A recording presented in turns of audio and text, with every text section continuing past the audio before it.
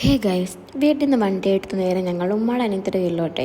അവിടെ ചെന്നപ്പോൾ അവിടെ എല്ലാവരും റെഡി ആവുന്നു മൈജി പോകാൻ വേണ്ടിയിട്ട്. അപ്പോൾ ഞങ്ങൾ അവരപ്പോൾ കൂടെ പോയി.